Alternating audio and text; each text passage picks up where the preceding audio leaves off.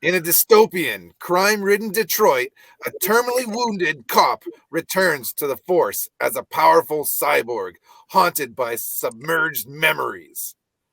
RoboCop is next on Inside Movies.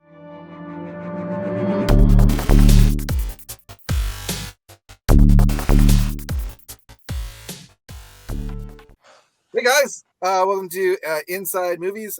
Today I am joined by artist and storyteller John Delaney, novelist Andrew Buckley, and writer-illustrator GMB CHOMICHUK. Today we are talking about RoboCop. Let's get into the good. What do we like about this movie? It's one of those films that proves that despite being the 80s, you can still do something that's a little bit subversive and also commercial and batshit crazy all at the same time. And that's RoboCop for you, for sure. That's 100% the good. RoboCop is a movie that should not work, and to me, it works perfectly. You know, I'll echo that. Paul Verhoeven, actually, I would even go one step further in saying that the 80s was literally the perfect time for him to make those films. Every one of his films is a comment on capitalism, on fascism, the way he saw the militarization of police, which we're seeing now. He was such a futurist. It's kind of amazing how bang on he got it. He got it right in Starship Troopers. He got it right in Basic Instinct, the way the cops act, the way that they, which kind of brought on the whole Me Too generation. That Paul Verhoeven really saw all this stuff a long, long time ago.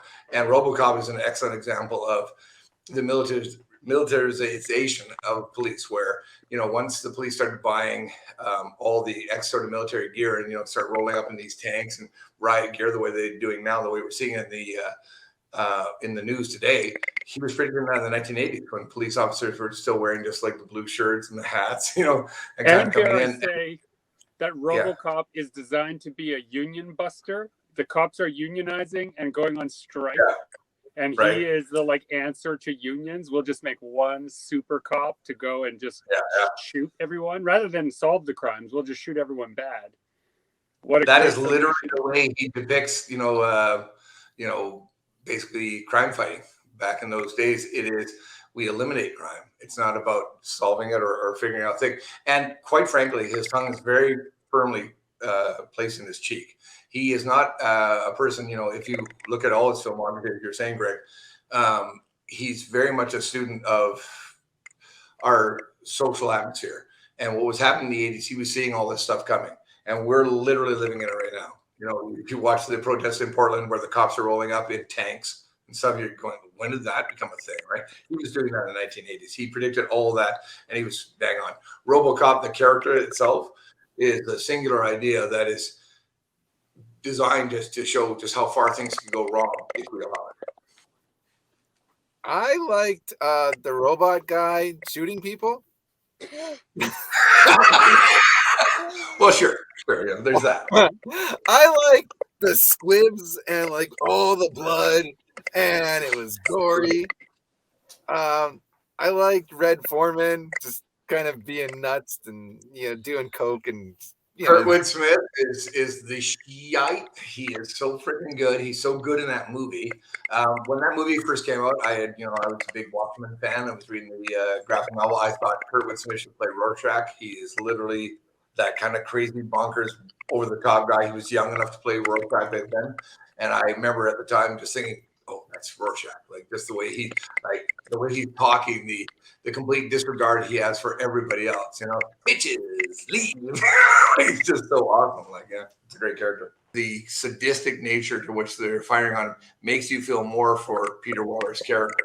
And I thought that was super insightful because, we have a tendency to go, okay, the origin story isn't as important as getting to the actual character. But by doing that, by making it just a complete humiliation of the character, they're laughing at him, they're shooting at him, they're shooting him everywhere. Like in Verhoeven, doesn't hold back. The squibs are going off everywhere.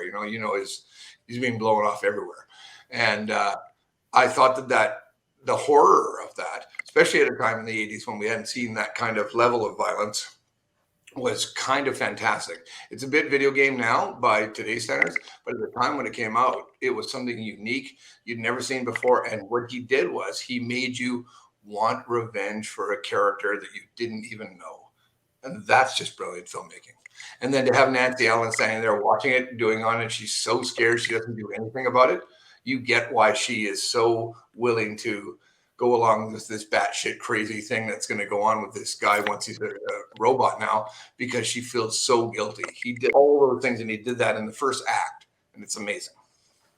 Yeah, they blew his hand off, and that is like they should have jumped off too. I don't know, you know, if you look at the extended, everything gets shut off. Like, he's completely violated, and that was on purpose. How amazing that series of ads that tells a narrative of one president killing two former presidents is. Amazing. Or I'll buy that for $1. Again, a reflection on reality TV today, like and the nature of how television. I remember watching that, you know, as a kid watching that movie and thinking, this is really, you know, screwy. I don't even get this, right? Now I see it in hindsight towards what I see on television today, and it is literally reflective of exactly what we're seeing. We're hoping. Now, I don't know if I'm reading too much into it, but there's that part where like the president is going on a tour of the Star Wars laser system. Then there's a malfunction. These are like disparate news stories that all thread together. And then it looks like he's just having a good time. Then it cuts to, oh, there was an accidental discharge of the space laser. Then it cuts to like the space laser killed, you know, however many thousands of people. And among the dead are two former presidents. Oh, it must be a coincidence. Like, what a tragedy. And then they just never mention it again. Like, it's like the current president went up in space to like kill his rivals. And it's just like a throwaway bit in the news that is threaded together between the elements of this regular movie. My God. So one more thing that I'd like to talk about in the good is his little claw that is like a USB. That was, I totally forgot about that setup. And like I saw it and I was like, well, that's cool. And then when he uses it to kill Clarence at the end, when he's like pinned down by all that metal and stuff like that, it was such a great callback because I had forgot about it. Those are the best callbacks, is when you forget about it and then it comes back and he uses it and he's awesome in the neck and it's like all the blood is like coming out. It's like, yes, that's so cool. And I really like that a lot. So when I was reading this amazing article with Paul Verhoeven at the time, you know, again, I was a big, you know, film buff, you know, so I read every magazine from Film Threat to Film Incorporated, all those magazines. And one of the great articles he was talking about is why he chose Peter Weller. And it was such an interesting thing because he went on, of course, to do Total Recall with Arnold Schwarzenegger. And everybody thought that Schwarzenegger, you know, he was the up and coming guy. He's Austrian and Verhoeven is, German, and, you know, that they would work together. And why wasn't he RoboCop? And he said something so elegant that I thought it was amazing. He said, first of all, he said, I needed a skinny guy because I needed him to fit in the suit so he didn't look gigantic. He said it would look weird with Arnold in that suit because the suit already added 3 or 4 sizes to this guy, right? So he was huge, right? So he knew he was going to be, you know, making him taller and bigger. So he didn't want to start off with a big, robust, powerful guy. But he says, more importantly, he says, Peter Weller has a sadness in his eyes that he says, when you first meet him, you think to yourself, hey, what's going on with this guy? And he said, and he goes, I had no time to tell the whole story until later when you see the flashbacks of the wife and all that. I needed somebody to have sadness in his eyes and be gentle and delicate in his body so that when he's attacked and he's, you know, put upon by these guys, every single person that feels like, you know, gosh, I wish I could be the hero would relate to him. And I thought that was so insightful. You know, don't pick a big action star to play this character. Pick a guy you'd never think to be this guy, and then suddenly you're rooting for him. And I really love that insight.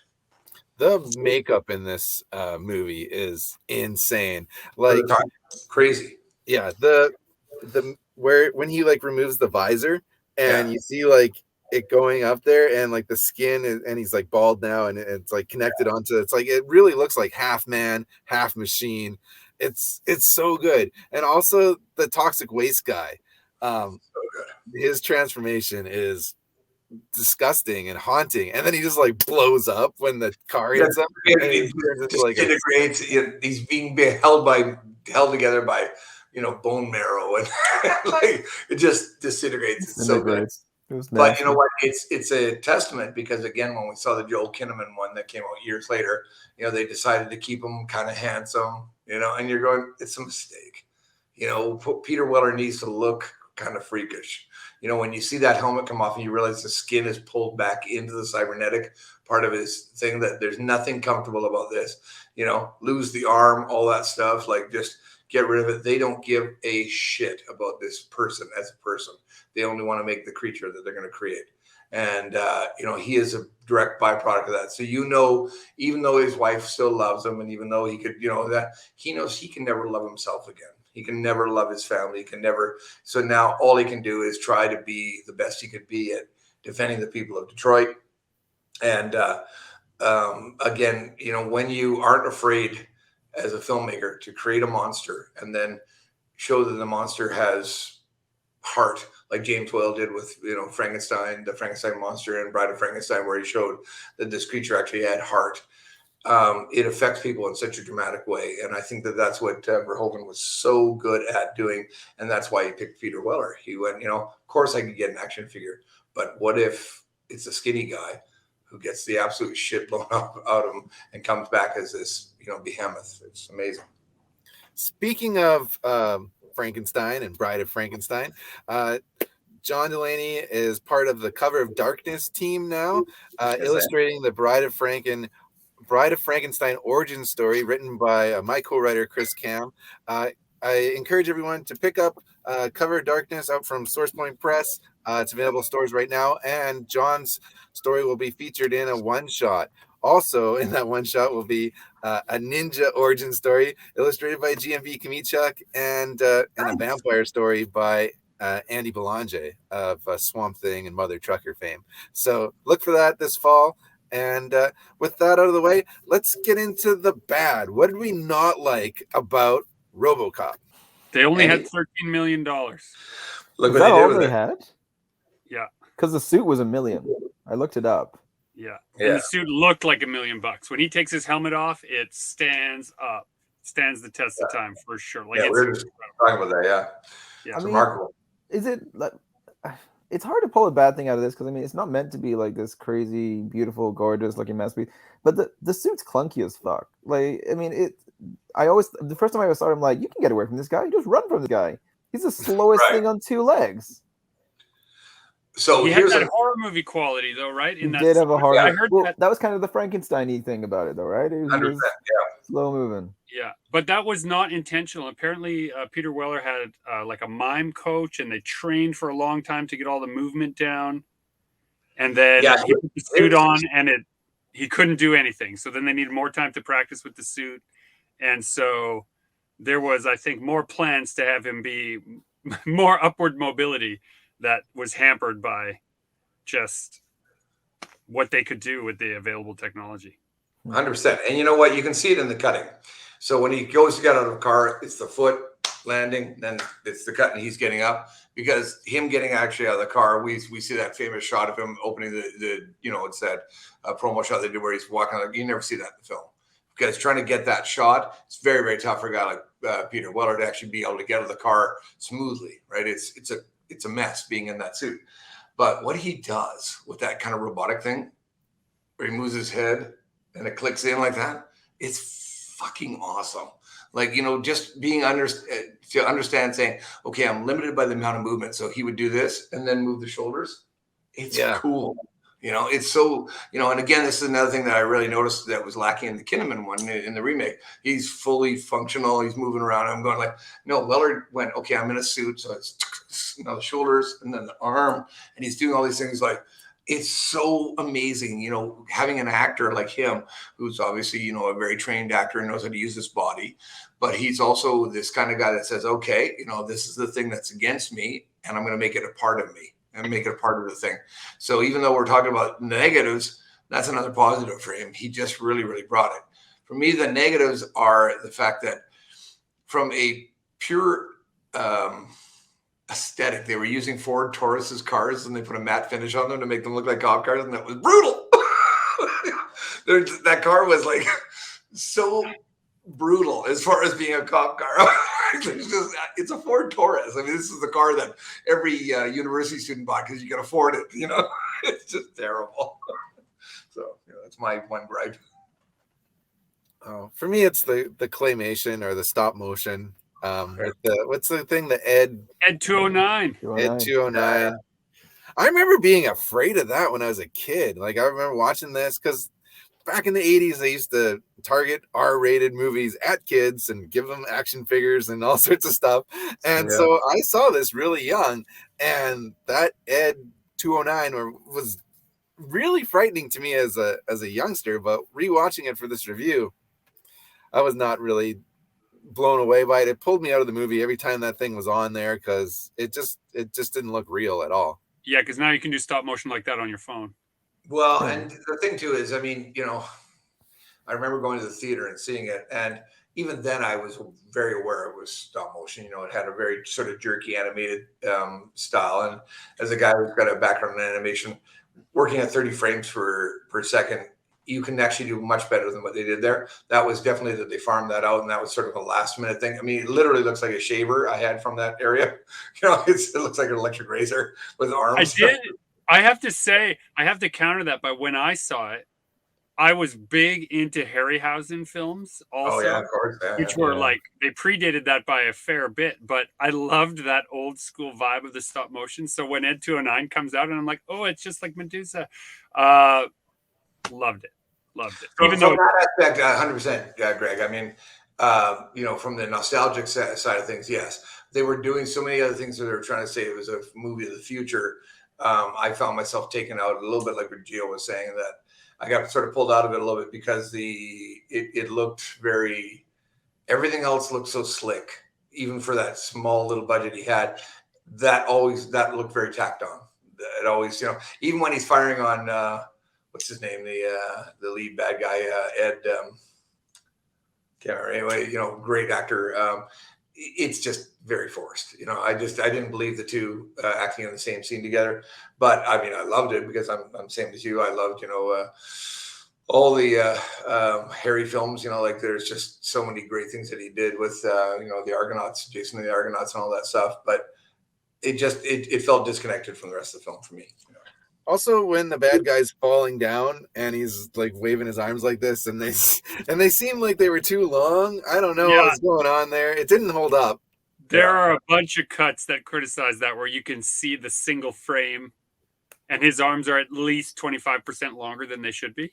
Yeah. It is. Yeah, I don't know what was going on. I think they were probably going to try and do some kind of foreshortening shot with the hands forward. Is what it feels like, but.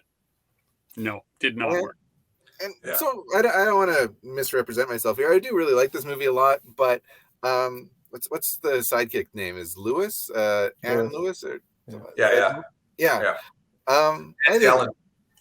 Nancy Allen. Yeah, I didn't really care for her very much. Like, she's kind of spunky and stuff like that, but I just didn't feel like and why wouldn't she approach Murphy sooner? Like. She sees him. Why didn't she go and say, "Hey, there you are"? Like, oh my God, what happened to you? Are you okay? And she just I always felt the guilt little section. I always felt the guilt was a big part of that, a big part of the motivator. I mean, Nancy Allen, she was fairly popular in the 80s. She did blow out with John Travolta. She's kind of soft looking individual. She doesn't look like she's got a bit of a Clive Owen look. Yeah.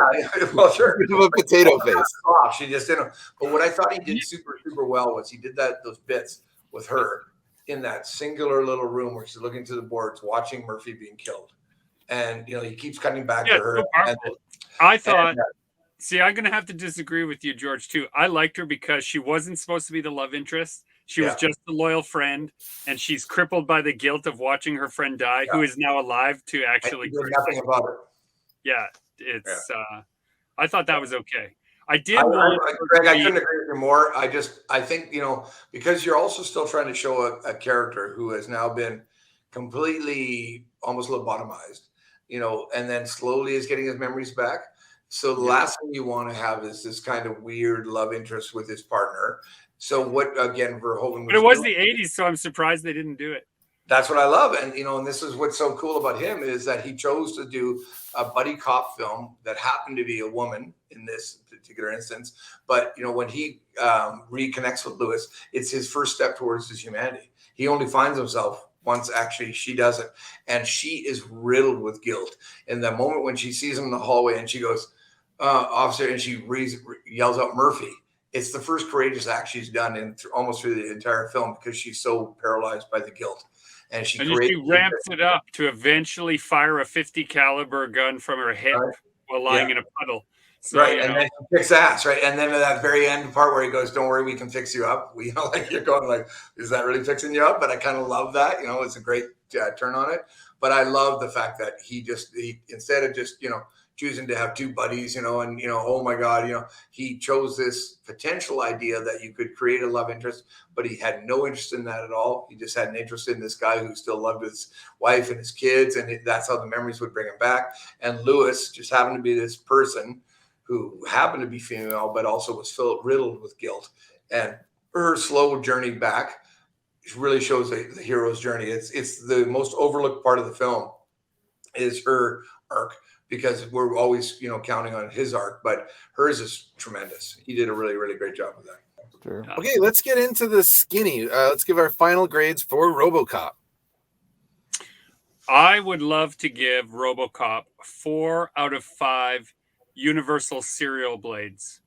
And I think there's a marketing hole in that I can't buy a US blade to stick into my computer. I want one. That's awesome. I'll give it a B plus. I think it's a super, super solid 80s action movie with a little bit more depth to it, a little bit more nuanced than your run-of-the-mill stuff. Yeah, B plus for me.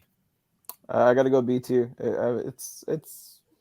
Yeah, I mean, like I said, it's a solid 80s action movie. There's nothing really bad about it. And I do like the underlying social commentary. So it stands up as a teenager. It stands up as an adult. So I like it. Be solid for me.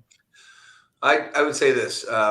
If we're looking at it through the microcosm of today, it's a B movie. But if you look at it from the time when it came out and what they were capable of doing, Paul Verhoeven created a miracle. Like the fact he could get that movie made, the fact that he could do all the social commentary that he did, the fact that he could predict all the things that we are currently experiencing, all in the guise of an action movie, is nothing short of a miracle. I give it an A, just because of the futurism. The guy was so ahead of himself. Cool. Awesome. So that's going to do it for another episode of Inside Movies.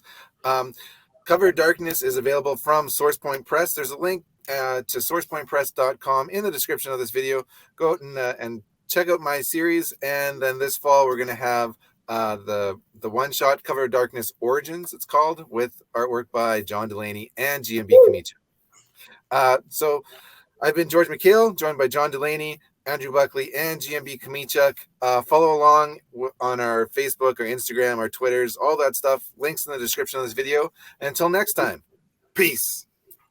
Bye.